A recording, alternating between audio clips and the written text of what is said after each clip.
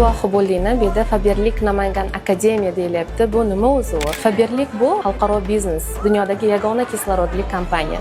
Bu yerda o'tirganlar hammasi mana shu kompaniyaning a'zolari. Uyda o'tirib onlayn ishlab ham, xohlasa offlayn ishlab ham bu natijalarni qo'lga kiritishlari mumkin.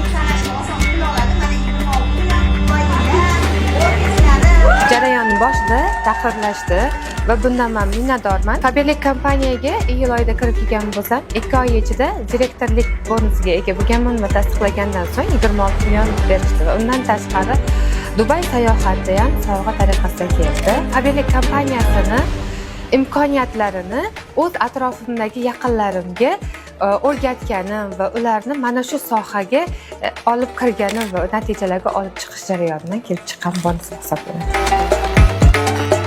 Molxonada sekin sog'uvchi bo'lib ishlaganman. Hozirgi kunda mana Faberlikda ko'rib turibsizlar, 12% ga chiqqan lider qizman. Molxonada 30 mingdan oylik olib yurgan qiz edim. Har 21 kunda 1 million 200 ming oylik olaman. Faberlik hayotimni o'zgartirdi.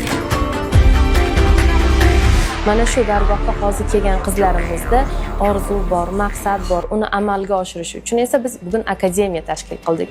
Bu akademiyada xotin-qizlarimizni o'qitamiz, ijtimoiy siyosiy faolliklarni oshiramiz va natijada ular lider ayolga aylanadi.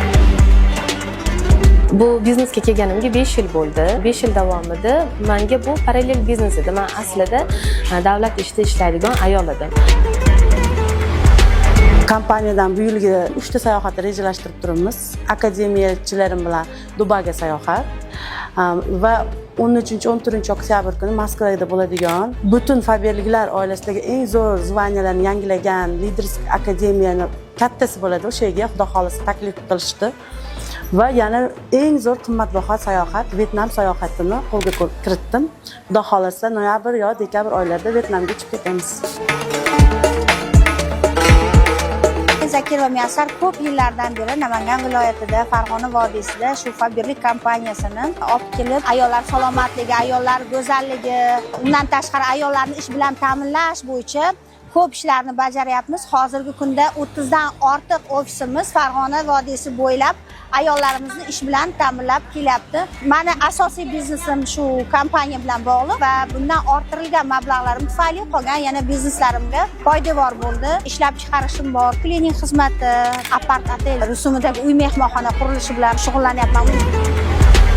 Ayollarimizni hayotdagi, jamiyatdagi o'rnlarini yaxshilash uchun, o'zlarini moliyaviy erkinlarga erishishlari uchun qo'ldan kelgancha harakat qilamiz. Shu 30 dan ortiq ofislarimizda 5000 ga yaqin ayollarimiz o'zlari xizmat ko'rsatib kelishyapti, o'zlarining oilalariga ozgina bo'lsa ham moliyaviy ahvolni yaxshilashga yordam berishyapti.